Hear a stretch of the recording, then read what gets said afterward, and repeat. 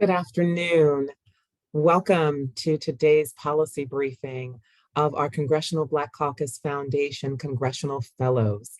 I am Nicole Austin Hillary, and I am the President and CEO of the Congressional Black Caucus Foundation Incorporated. I am so honored to have you all with us today. Today is so important, and the main reason why it is so important is because it provides an opportunity for you to get a peek at the thinking and development of the next generation of leaders here in our country. The CBCF Fellows Program provides an amazing opportunity to do what I like to call leveling the playing field. It ensures that young professionals in the early parts of their career gain opportunities to build their knowledge, their skill sets, their expertise by working with members of Congress on critical issues, on critical policy issues that will frankly shape our nation and provide a template for how communities can grow, become empowered, and move into the future. We are so appreciative to all of the members of Congress who support this program and have made it a continuous reality for us and for the fellows who get to benefit from it. We are also extremely grateful to the many sponsors, too many to name here today, but please know that we thank you and are grateful for all of the work you do and for the investment that you place in our fellows and in the CBCF. I want you to know that what you're going to hear today is the brilliance of these fellows and the culmination of the work that they are engaged in throughout their fellowship year. And that is the time that they commit. They commit to this program for a year in which they are placed in congressional offices, and they work on the issues that are cutting edge and that are vitally important to the American public and to the leaders with whom they get to engage on a daily basis. This is work that, again, will inform and empower communities throughout the country. And we are so proud of these young leaders and how they will shape how this country moves forward and how it will continue to thrive. We want to make certain that this work continues. And we are so looking forward to the future of this program and to what we know these young leaders will bring to the table and what they will be. So I thank them all for their incredible work. We are all looking forward to engaging with you today and hearing and seeing your brilliance on display. So without further ado, we're going to get started. And remember, building the future begins with building up and investing in our young leaders. That's what we're committed to. And we are thankful that you all are committed to the same thing and join us today in embracing and encouraging these young leaders.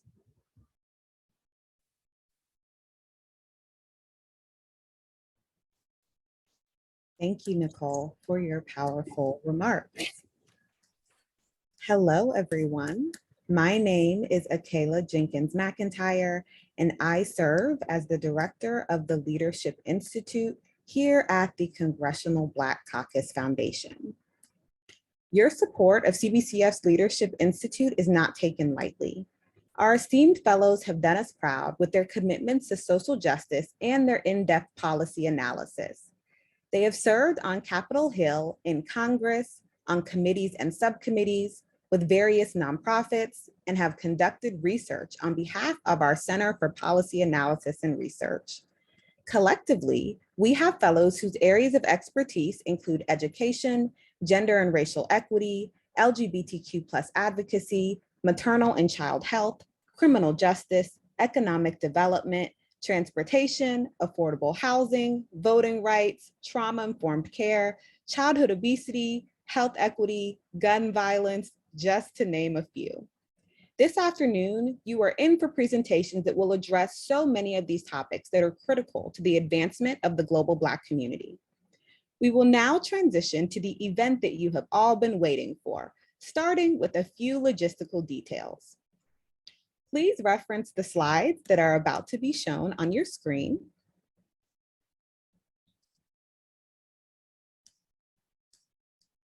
We will have 2 options of breakout rooms for you to attend, featuring different fellow presentations each time.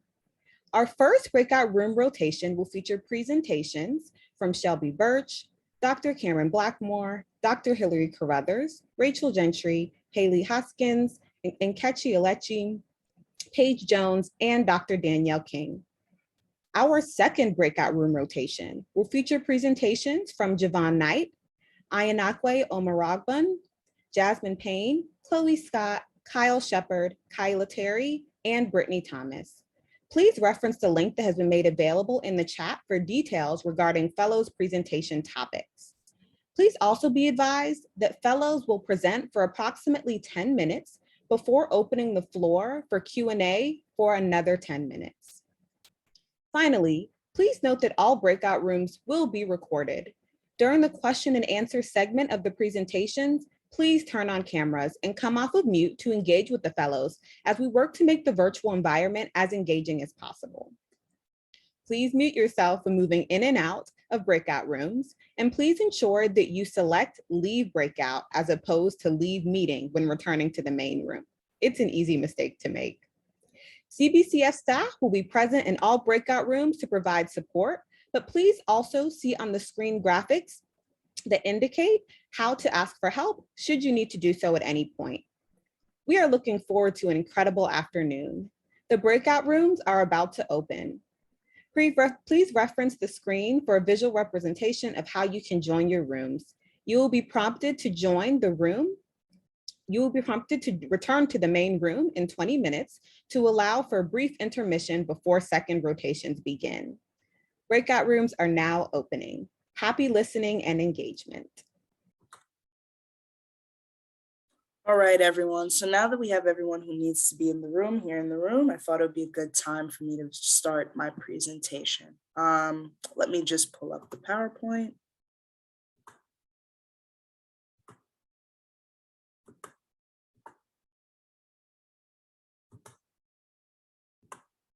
All right.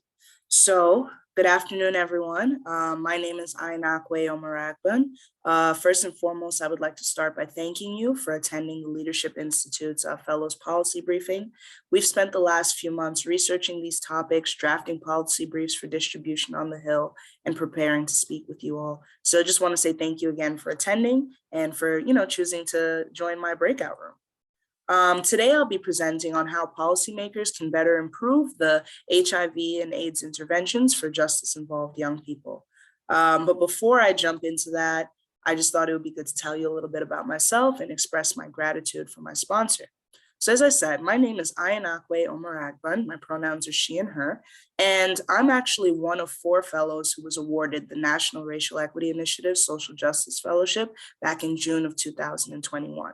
This fellowship is a 1-year fellowship, and the way it works is that we spend 6 months working on Capitol Hill, serving in the offices of members of Congress, and we spend 6 months doing research directly for the CBCF's Center for Policy and Research Analysis. I actually had the pleasure of and honor of serving in the office of Representative Robin Kelly from Illinois District 2. Team Kelly, if you're on the call, thank you so much for attending, and thank you for pouring into me in the way that you did during my fellowship. When I came to this fellowship, I came with a bit of subject matter expertise in issues pertaining to gender-based violence, reproductive rights, and reproductive justice, as well as child welfare and family, youth, and children's services. I collected this expertise in a myriad of ways. First and foremost, through my formal education.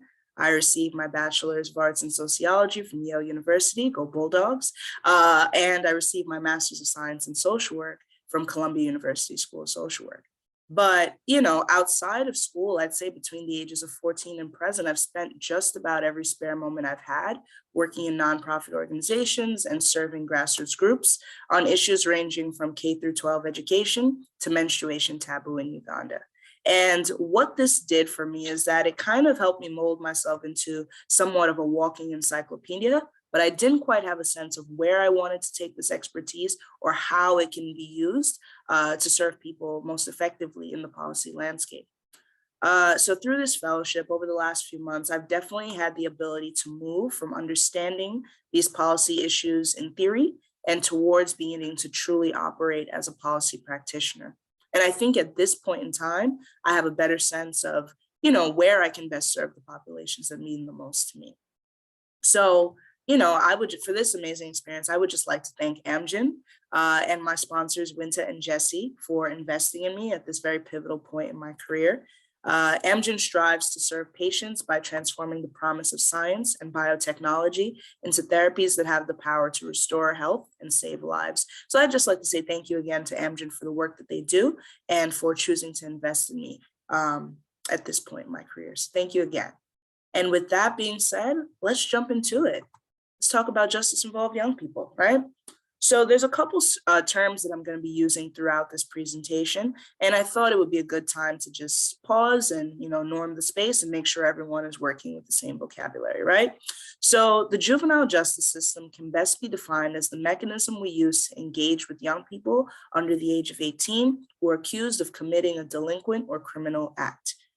So a person who is referred to as justice involved or a justice involved young person is someone who's under the age of 18, who is accused of the aforementioned acts, but they're involved with the system at some level. It could be at the local level, the state level, the federal level. They can be currently in confinement, or they could be on probation.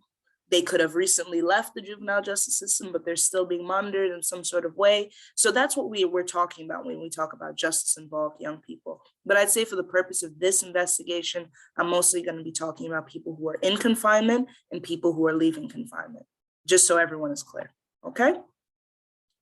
So I gathered you all here today because we know very little about the experiences of justice-involved young people who are living with HIV or AIDS.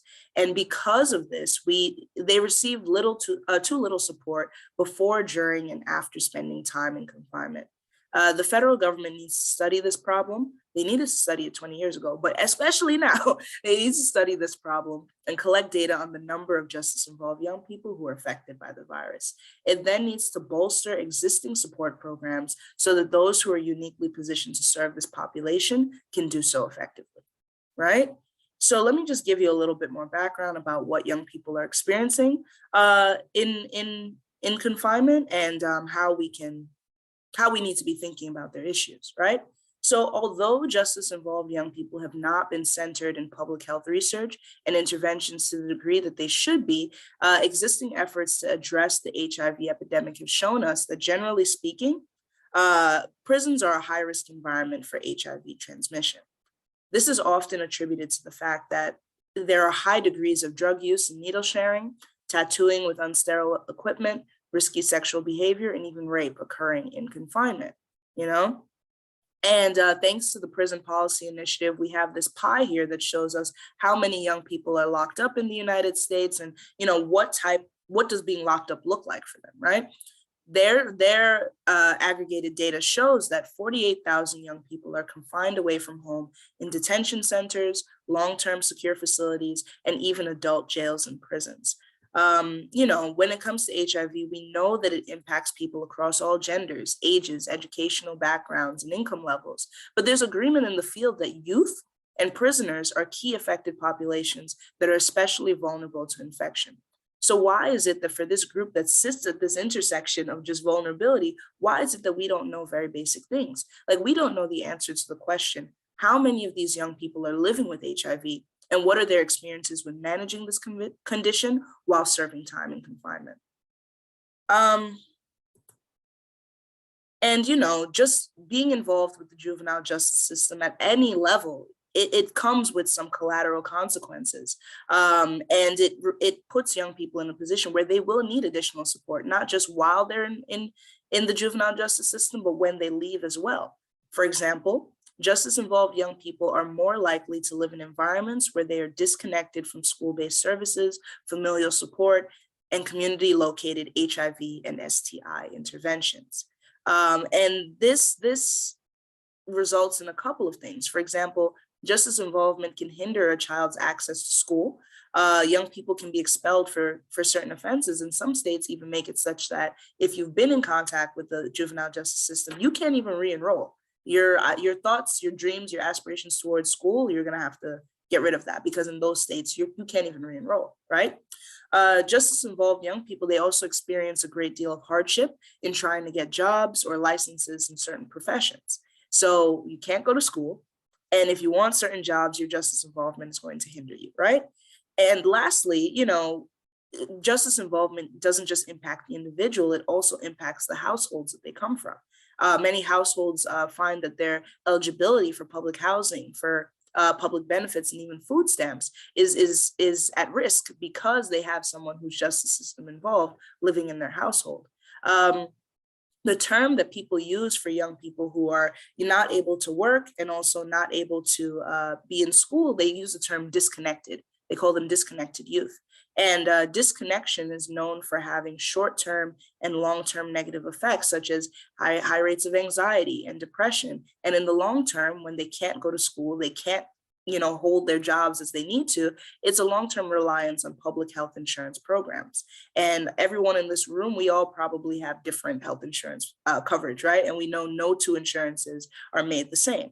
So, all of these factors, disconnection from work, disconnection from school, maybe not even having the proper health insurance that they need to have, all of these things make it difficult for a justice-involved young person to remain connected to health services, take HIV medication, and refrain from engaging in high-risk behaviors, all of which are required to kind of keep your viral load low and prevent the transmission of HIV, right?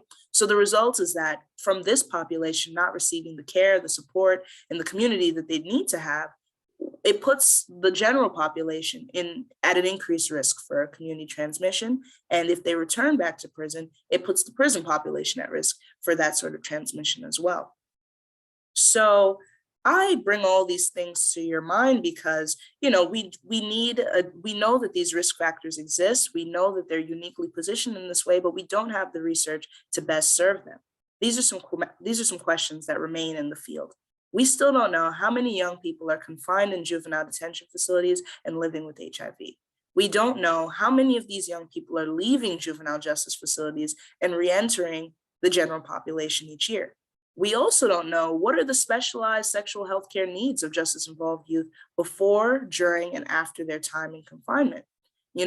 We can only adequately support justice-involved young people living with HIV once we understand the extent of the problem and the conditions that make them vulnerable to contracting the virus. And only once we know that can we tailor our strategies at every level of system involvement to be effective and best serve them in the way that they need to be served. So at the federal level, there's currently an End HIV campaign that's happening. But outside of this campaign that resurged recently, the federal government has actually been delivering services to people impacted by the virus via the Ryan White HIV/AIDS program. The Ryan White program is the largest and oldest federal program designed specifically for people living with HIV. It was enacted back in 1990 as an emergency response to the HIV and AIDS epidemic. I believe this past December was the 40th anniversary, I guess, of World AIDS Day. So we've been dealing with this issue for a very long time. But this Ryan White program was reauthorized by Congress at least 4 times since then. The program has 5 programs that they call parts that help the administrators focus their delivery of HIV and AIDS care. But for the purpose of this investigation, I'm going to be focusing on Part D, which serves women, infants, children, and youth. And under Part D, these populations that I mentioned are able to receive outpatient, ambulatory, and family-centered primary and secondary medical care. Okay. So while the Ryan White program has significant public health benefits and it's known for serving people who are from historically marginalized groups, its model is not designed to meet the unique needs of justice-involved youth and young people who were recently released from detention. For example, its funding is dependent on appropriations versus the number of people who are seeking services or the cost of services. Number 2, it doesn't have any grant programs that are specifically for organizations that work with justice-involved youth. And thirdly, the Ryan White program has struggled over the last few years to build relationships with correctional facilities to ensure that eligible young people receive the services that they need.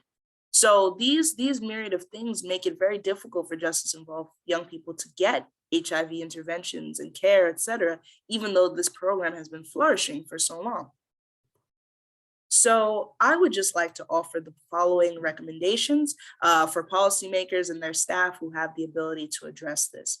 Number one, it's important that policymakers demand that an interagency task force is established to research the prevalence of HIV amongst justice-involved youth, their specialized healthcare needs, and how their experiences with disconnection impact extant efforts to address the ongoing HIV epidemic. We have task forces for a myriad of issues that impact specific populations. When we don't have the data, a task force is a way to say, okay, the federal government is investing resources into having this topic, having research happen on this topic, and having people investigate what exactly is happening on this issue. So a task force on the prevalence of HIV and AIDS amongst justice-involved youth is long overdue and something that can be, drafted into policy. Secondly, we need federal agencies to develop a public health campaign that will incentivize state and local juvenile justice facilities to apply for Ryan White funding for pre-release HIV/AIDS prevention programming. If the state and local juvenile justice facilities can have grants, maybe programs can be running for these young people while they're in confinement, and it can teach them how to manage their viral loads and things of that nature, so that when they come out, regardless of the issues that they may face, they're aware that their management of their condition is important, not just for them, but for members of their community. Thirdly, it's important that policymakers advocate for an increase in Ryan White Part D funding. As I mentioned, Part D covers women, families, youth, children, right? And while I'm advocating for justice-involved youth to have grant programs where they can receive care, I don't want to take from any other marginalized group to do that. My mom always says, don't take from Peter to pay Paul, right? So I would push policymakers to advocate for an increase in this funding so that all programs that are currently running continue to run and additional programs can be implemented. And lastly, as I mentioned, we need it to be an intergovernmental type of collaboration. We need new interventions to engage young people around HIV prevention at every level of the juvenile justice system. So with that being said, I know I'm reaching the end of my time, but I would just like to say thank you to everyone for participating in this presentation. And now I will open up the floor to questions.